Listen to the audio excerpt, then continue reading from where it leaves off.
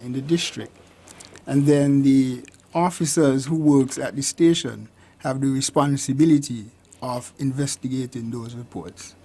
Okay, thank you, Inspector Greer. What are some of the incidents that would be considered minor offenses?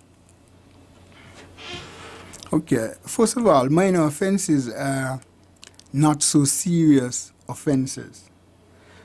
To be deemed, they're not offenses which are deemed felonies. They are minor crimes in a sense, such as disorderly conduct by making noise, disorderly conduct by fighting, annoyance, battery, where somebody will punch somebody in the face or beat them without their consent, or even assault, where they make someone apprehend immediate fear, or even threatening language. Those are considered minor offense. However, this morning, our focus will be on malicious damage and simple larcenies, because these are offenses which are not deemed serious offenses, but yet they are serious but not too serious to be tried at the High Court. So these are matters which will be dealt at the law courts here in our federation. And the reason we are focusing on these two offenses, because when one do a comparative analysis of the crime stats, what the commissioner and the high command have realized is that these two offenses, the larceny and the malicious damage, have increased our stats. They have inflated the overall stats, which is when we look at for example, when we look in District A, and we look from January 2020 to April of that year, and compare it to January 2021 to April of this year, we'll realize with the larceny, we'll see a 89% increase. Wow. You know, and with the malicious damage, there's a 28% increase in District A. And when we look at B now, in District B, we see a 14% increase in the larceny, and with the malicious damage, a 50% increase. You know, and these offenses are the one that, you know, inflates our crime stats. Because when we look at other offenses, for example, like sexual assault is down 67% in District B, you know, and in A, it's down 38%. You know, so serious crimes are down. But these two minor offenses, which we categorize them as, you know, inflates our stats.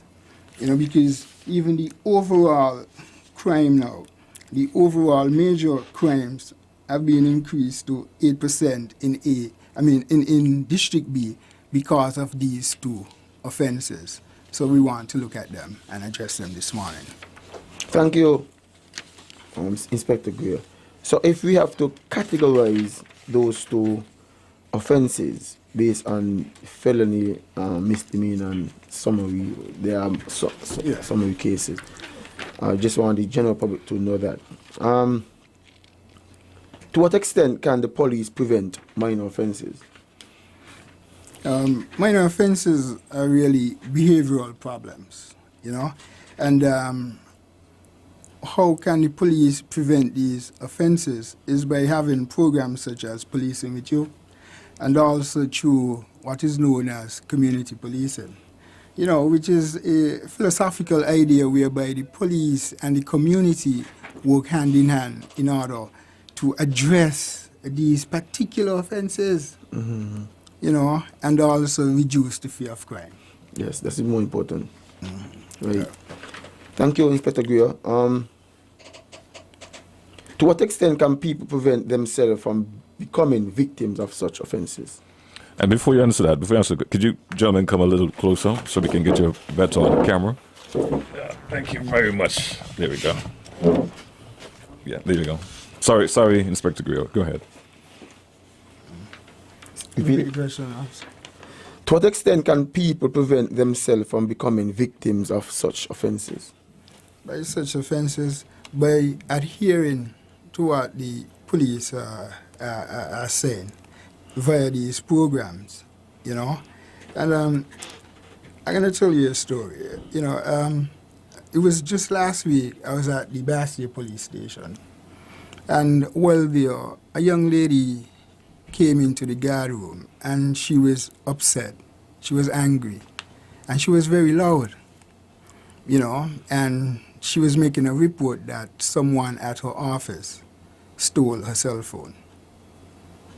And the constable was recording the information from her, and she was angry because she was very loud.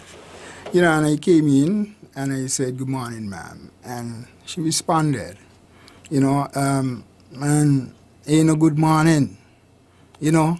And then she called the name of the person who she alleged stole her phone. You know, and so I told her that the police are here to address, you know, her matter in a professional way, and that is our business in dealing and doing our best to solve persons' problem, especially crime-related problems. You know, and she looked at me and she said, "Well, I better solve my problem and go lock her up." And she called the individual name.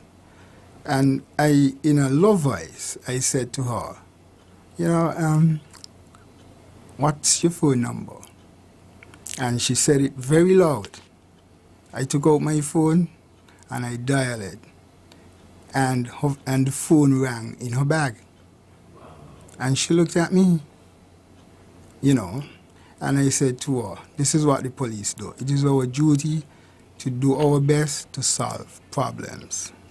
And to answer the question, what we are saying that sometimes people, before coming to the station, they ought to calm themselves and see how best they could have addressed the problem. Because when they come to the station and they make a report of last name of a telephone, of a phone, a cell phone, you know, all it does is inflate our stats. You know, so this is what the police want persons to do before they come and make these allegations or these reports, because it just increases our stats in terms of the larceny. Yeah, thank you, Inspector Greer. I always tell people that crime of dishonesty is only committed most of the time when desperation meets opportunity. So persons need to minimize the chances of person doing them anything. For example, why would if I have an iPhone 11, 12, why would I put it on my dashboard, lock up my car and gone? Why would I put a laptop in my car seat, lock up my car and gone? Why would I have my money counting in the middle of the road? You're giving people the opportunity, because, as I said, when desperation meets opportunity. I desperate, I want some money, you counting it, I can go for it. You have your cell phone, I broke, I need a phone. We're not doing the phone, because I don't want to sell it. I see an iPhone 11, 12 in your dashboard, I cut the glass, gone with your phone. And that's larceny and malicious damage at the same time. That's two offenses. And that's what I'm saying. Try make the opportunity less for the person to commit crime, to make a victim, sorry. So just basically what I learned at the university, and I always tend to say it, repeat it, every little chance I get to say it, I say it. Because once you eliminate one of the legs of that tripod, then there is no crime Yes. there is no crime. So Correct. that's basically. Yes, correct. Well, we'll now break at this juncture for a word from our sponsors. Upon our return, we will open the lines and solicit calling from the general public. Thank you.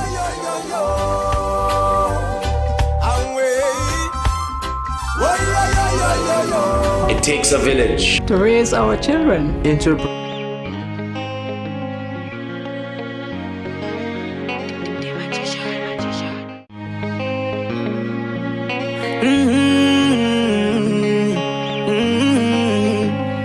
Yeah. I know we can make it. It's only just a phase. Once we're vaccinated, and everybody gon' be safe. Everybody gon' be safe. One kind, one people. We are roll up to roll up. Cause no man's alone. Do what's right. Cause I love you. Brother, my sister. And we're in this together. My sister, my brother. I don't wanna lose you. I love you too much. I think it's better for us, yeah. It's better for us, yeah. I don't wanna lose you. I love you too much, yeah. It's better for us. Tell your mommy to let it roll out. Bless up, Dejo here, and I'm doing my part in the fight against COVID-19 by following all safety protocols and most importantly, rolling up my sleeve for the vaccine. So I'm encouraging you to do the same because that's our best shot of protecting ourselves, our family, and our friends. So don't wait, vaccinate. Let's roll up to roll out.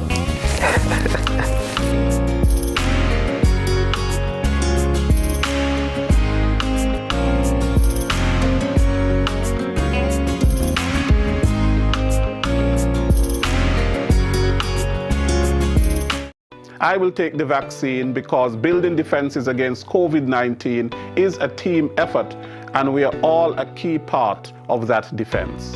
I definitely will be taking the vaccine when it's my turn. I will be taking the vaccine as it is an important tool in the fight against the pandemic. It is important for me to vaccinate to ensure that if I do become infected with the disease, it can prevent hospitalization. In addition, it also helps with herd immunity. I will take the vaccine to protect myself, my loved ones, my clients, my co-workers, my community. St. Kitts and Nevis, why do we need to vaccinate? Kenisha? So we can jab COVID-19 away.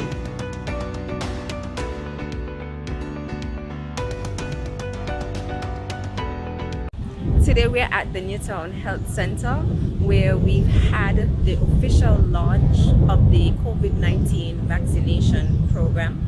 We are so pleased to have had quite a cross-section of individuals who were represented here today and taking the vaccine. We had members of the cabinet, we had persons from the medical fraternity, doctors and nurses alike, and we've had quite a number of other persons from the clergy, from immigration, from police, you name it, they were all here to take their first dose of the AstraZeneca COVID-19 vaccine.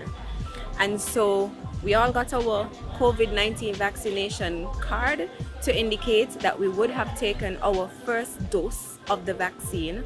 Once we come back in 10 weeks, we will have our second dose, and then once we got that second dose, then the cards would be stamped at the front with the Ministry of Health stamp, and that is to finalize that you did receive both doses of the COVID-19 vaccine. A reminder that the vaccine helps us to ensure that persons do not have severe illness or death. And so we're encouraging persons to step forward and take the vaccine. Get all the facts that you need to get. The Ministry of Health provides all of the information. The facts on the vaccine are on the covid19.gov.kn website. And so we're asking you and urging each and everyone to come out and get your vaccine. Look at the information, get all the information that you need, whatever makes you comfortable. But I can assure you that we have all taken it so far, and I'm feeling good. My arm is good. It was a vaccine, and so I'm excited about that. And so I'm looking forward to my second dose to say I'm completely vaccinated for COVID-19. And welcome back to our program. Over to you, Inspector. Thank you, GQ. Before we we break, I spoke of the way to prevent yourself from being a victim. This next question is along that line. How can people protect their property? Yes, people can protect their property. And we're back, and we're still focusing on the same two offenses, you know, because those are the ones that inflates our crime stats, you know.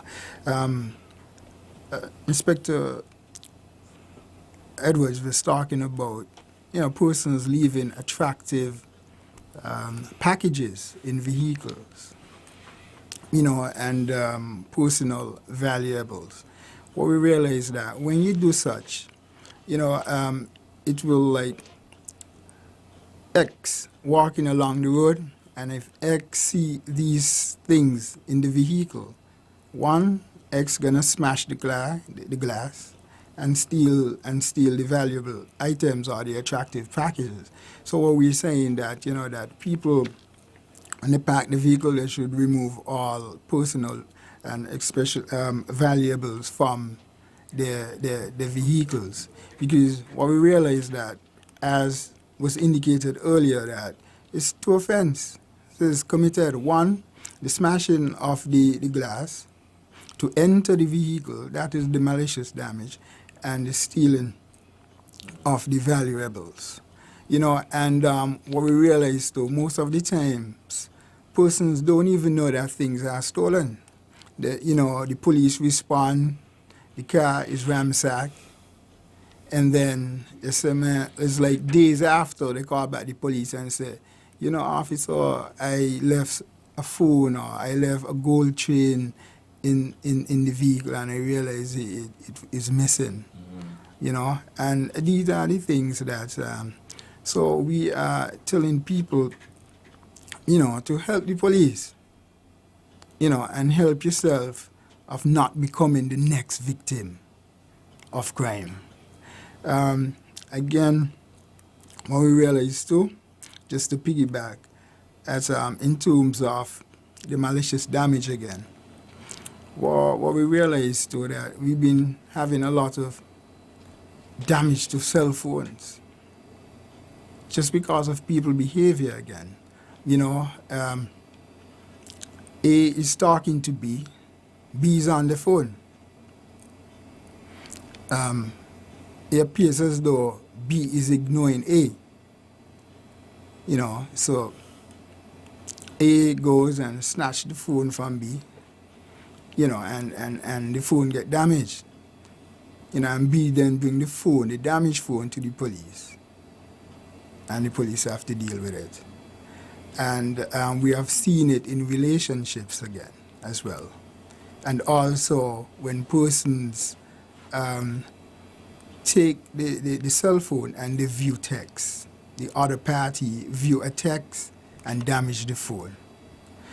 And they come to the station and they make reports. The police record these malicious damage, take statements, ready to prepare case file and everything, and only to receive a phone call from the victim saying, oh, he done buy back my phone, or she done buy back my phone, and I don't want to go court. But yet, our stats, the crime stats, have been increased because of these things, you know.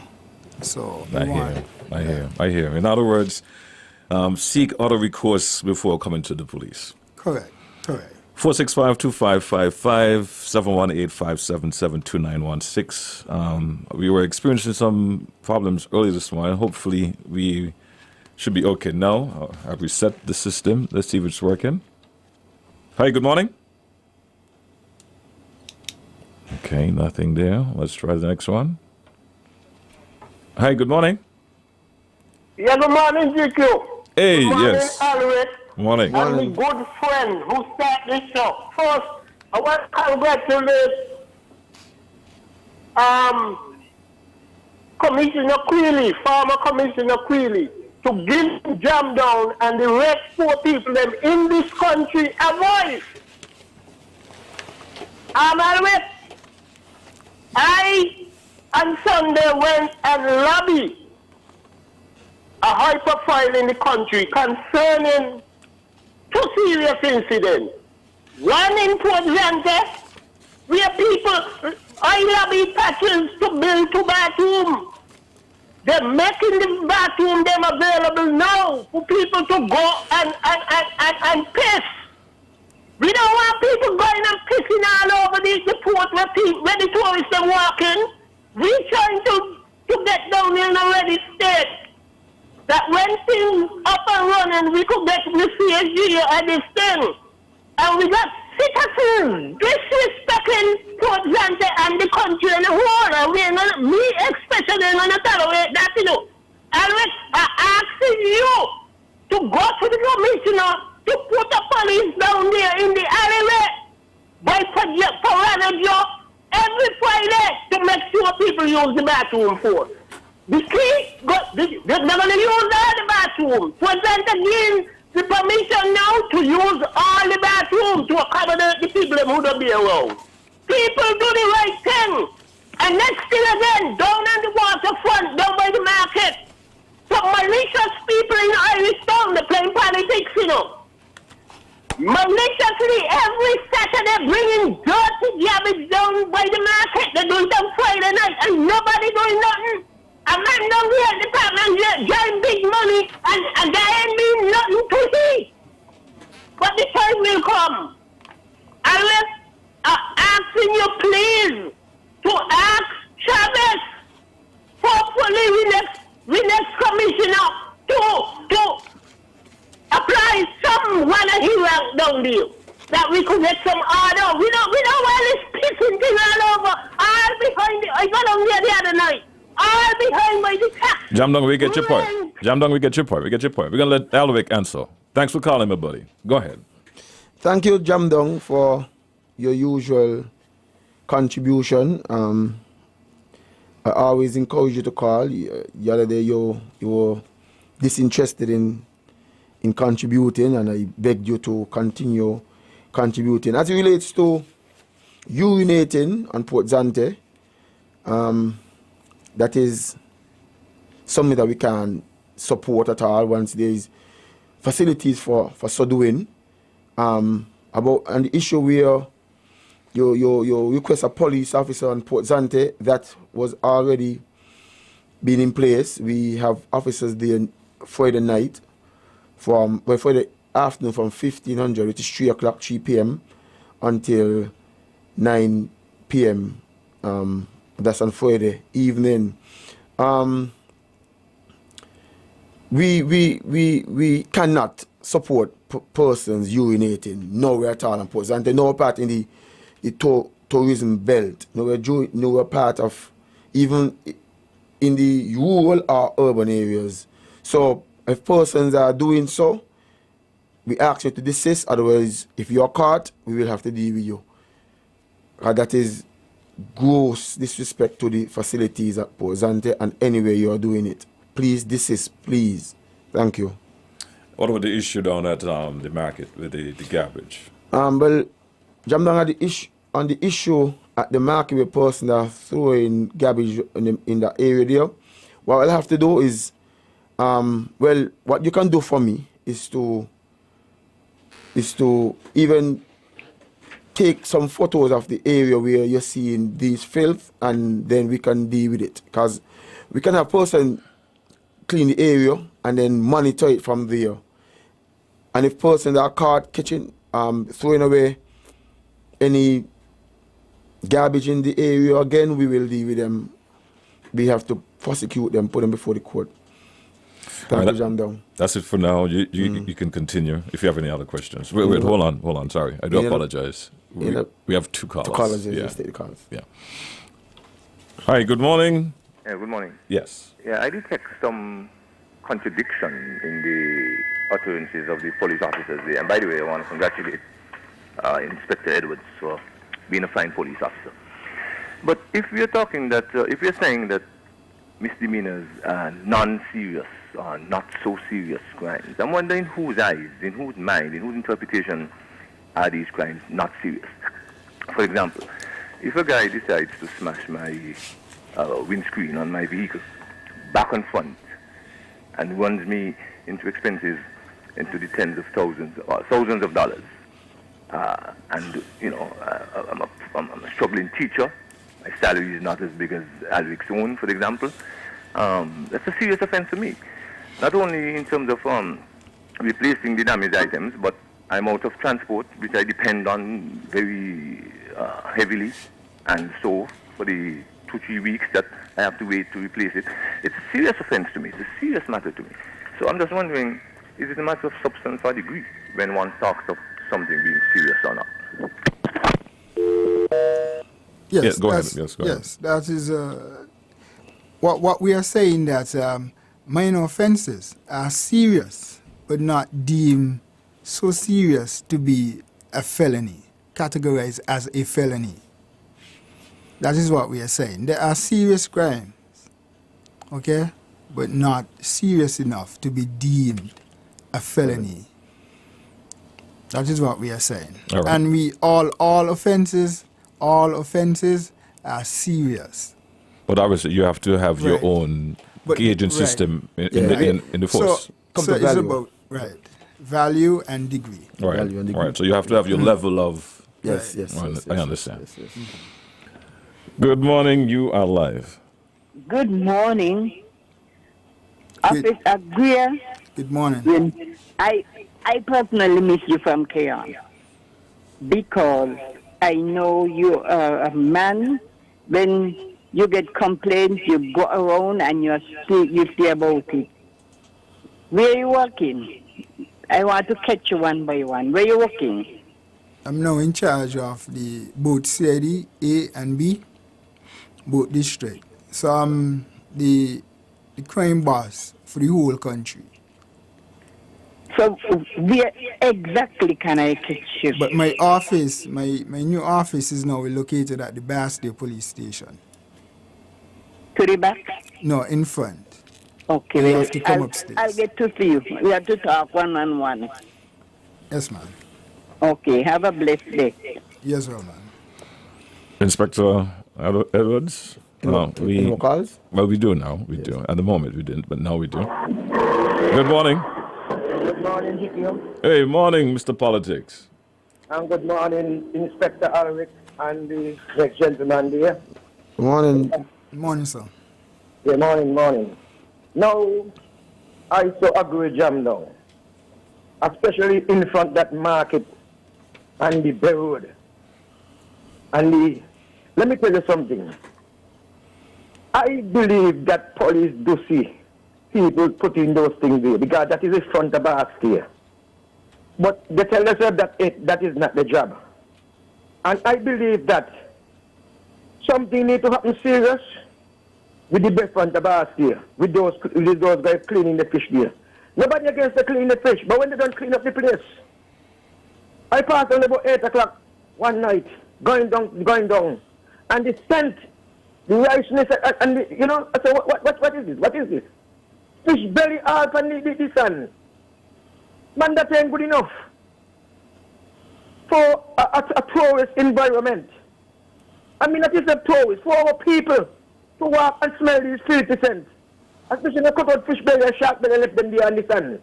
The water is strong enough to come up and take them and go with them. So I want these police officers, when they're patrolling and they want to see people doing these things, do something about it. Because as far as I'm concerned, he's a little warden, and sometimes we don't see no little warden. And I think that's supposed to be the little warden job. To patrol all those areas and see those things. Nobody distribute no garbage or nothing there. All in Bastia. Even to this side of the market sometimes. When they don't sell, some of them they don't clean the area, the area dirty. Mr. Politics, we get your point. We get your point, and we understand that you're supporting Jamdong's point as well. Inspector Edwards? Yes, Mr. Politics, I am agree that persons are to sanitize their surrounding. I agree that once you use it, you should clean it. I agree what you're saying. I agree fully with Jamdong's point, and I said it earlier. But I think what you should do is, as to assist the police, and well, let me recheck. Police officers by ex officio are little wardens also. So I don't think it's a fair comment to make. There's a police fair persons, because by ex officio we are little wardens, and if we see you littering we can deal with you. We can prosecute you. So I don't think it's a fair comment to make. And if you see a police allowing somebody to dump garbage where they're not supposed to dump garbage, then there are ways to report that police for not doing what they're supposed to do. So thank you again, Mr. Politics, for your contribution. Are there any more callers? No, not at the moment. But I just want to urge our listeners. I know that this is an opportunity for you to engage with the police each and every Thursday morning, and I realize a few of our callers are not on the topic this morning, which is about what was it again? Larceny and malicious damage. Yes. Larceny and malicious damage. And I don't want the program to get sidetracked because I know the agenda this morning is to get the point across to our people here in terms of the statistics and why is it so high and what's the cause of this and how we can help the police get the numbers down in terms of these crimes, if I can put it that way. Am I correct? Or? Yes, sir. Indeed.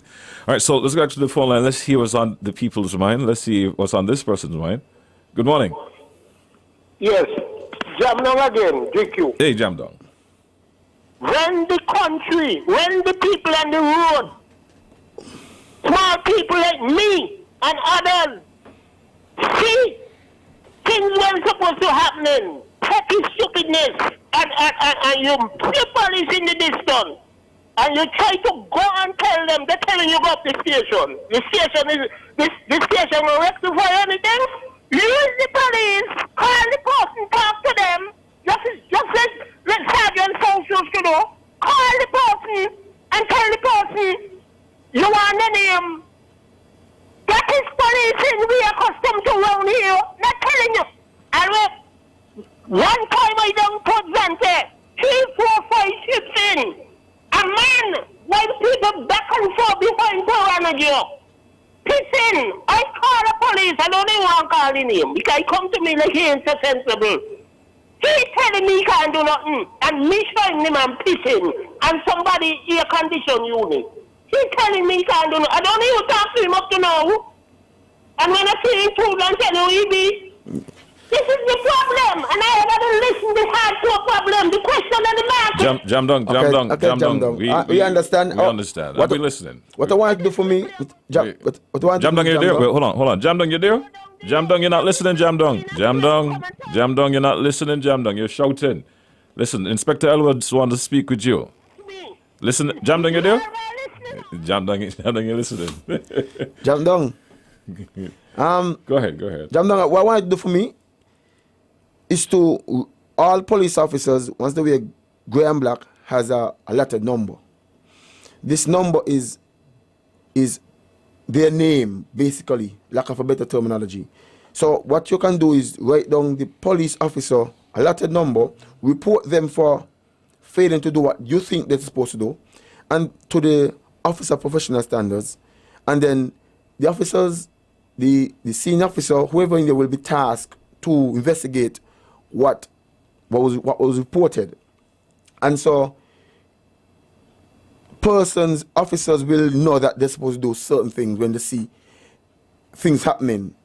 There was this incident where I had to talk to an officer of mine. He went partying.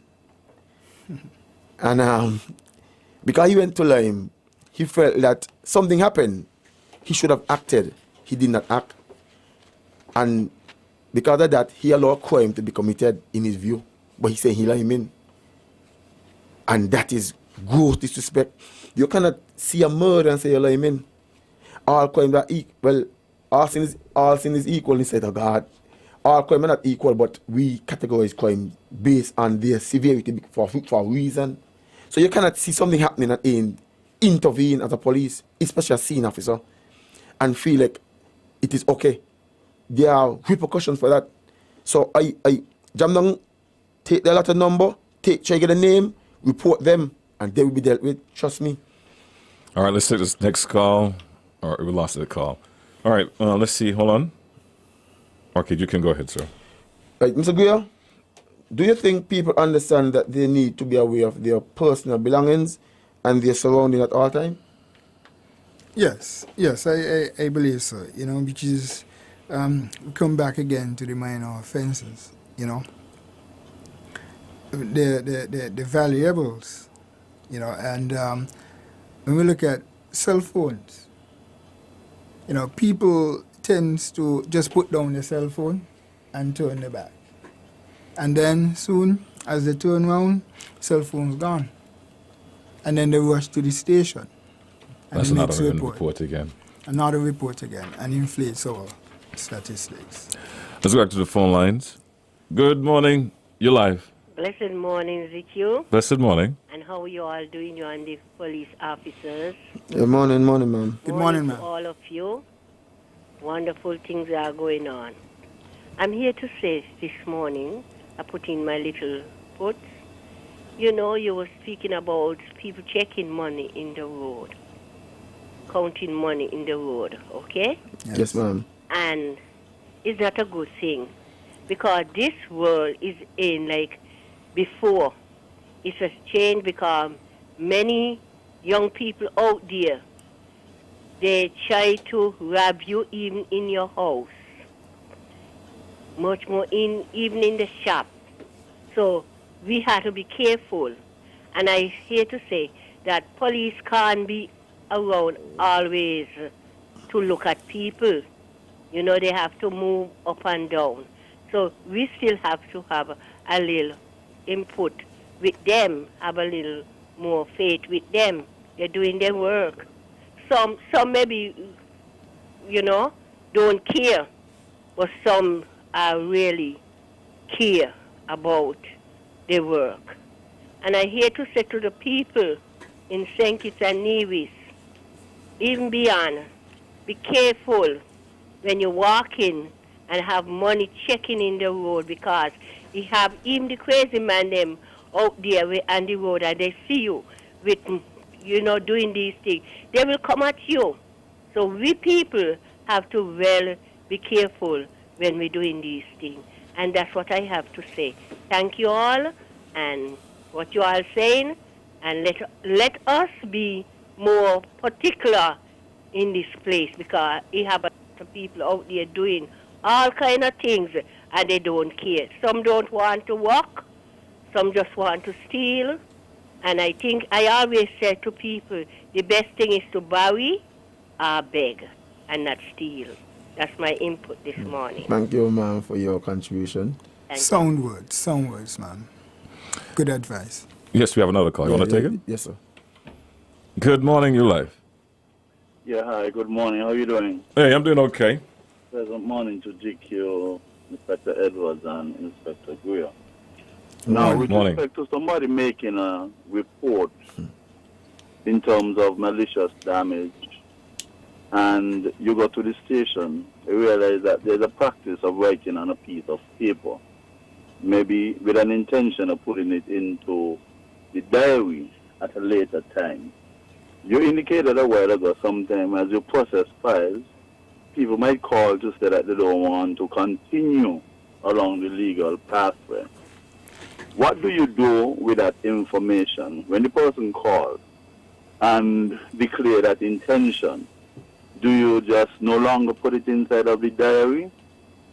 Because what could happen, or how long do you keep information before you discard it? What is the rule of law? How long would you keep a report for? Because sometimes you have people doing things and recurring crimes, and somebody might want evidence to suggest, look, I reported this matter twice already. What do you do with the information, just in case the person needs evidence to indicate that they would have reported that person once or twice before? How is it usually processed? Thank you for your question. Yes, Thank you for your question. That's a good question, because now we have moved away somewhat from the diary. We're now inputting the information in our crime management system. So it's there.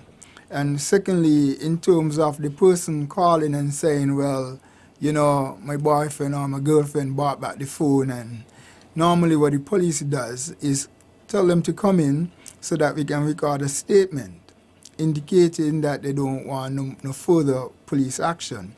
And the officer, the investigator, has to go into the system, the crime management system, and input such data, and also to close the case.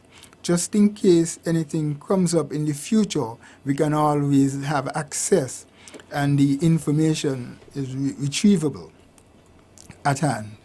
All right, so it's not discarded? No. So more or less you have a record of Right. each individual and their complaints? Yes. All right. Correct. In addition to that, remember the stats have a detection rate. We have to always have a, I think a 33% detection rate. Is it that? And that is international standard. Mm-hmm. So when crimes are closed, detected, it's a plus for the police even when it was reported. So if one crime was reported and one crime was detected, that's 100% detection rate. Mm-hmm. So we always have to find that balance. Balance. Yes. That's the correct word. Yes. Balance. Yes. Balance it. So we even though we don't want people to maliciously make report and willfully make reports, we always have to make sure that we deal with what is reported. Mm-hmm. So if a report is made, we always have to make sure that it is closed, detected once it was finalized. Mm-hmm. Once it was detected, it must be closed. Some persons fail to go back into the system and close reports, and so it always shows that the stats are high and the detection rate. If the stats are high and detection rate is high, then we're doing a good job. But if the detection rate is low and the stats are high, then we have the high command has a problem. Yes. Then we have pressure because they don't bring pressure on us. Yeah. Why these cases are not closed? Yes. So we have to make sure we straight up proper balance. Right. All right, let's go back to the phone line. I do apologize. We had some calls there. Maybe they will call back. We just have about 5 more minutes left inside of the program before we wrap it up this morning. Go ahead, Inspector. Mr. Gray had an operation sometime then, and it was a faith-based operation. Can you tell us about the faith-based operation, please? Okay, yeah. The force fully understand and appreciate the indispensable value and contribution of faith-based organization have to make to policing and to make policing efforts, and to make policing efforts more easier in a sense. And the contribution that faith-based organization makes. Because when we look at, just look at it via education. Because we know the churches them are the one who really started educating our people. We could also look at the Christian values, which they promote in our country. And just look at the commandments in the Bible. Thou shalt not steal. Thou shalt not murder. Thou shalt not, and that is why we believe in partnering with faith-based organization in the fight against crime. And the operation was centered on that there, to make sure that we have to maintain open lines of communication between faith-based organization and how they could assist us in dealing and highlighting certain conditions and the environments, and how they can best assist us, in the fight against crime and the fear of crime. All right, we're going to take our final call for this morning. Good morning, your life. Daddy. Yes, morning. I got the police them locked you up, I ain't answer your phone. Go ahead, you're live. I feel like people shouldn't walk around with too much of money. You know what I mean? To avoid getting robbed and them kind of thing there. And another thing different to the topic, right? I don't like how you are student them drive on the road. They drive very erratic. One of them swing across me down there by camps. And I smile when they don't do it. So I need to go down there and talk to them as students about how they're driving on the road. They always cut across the traffic and then smile at you willfully. So look into that for me, officers. Thank you.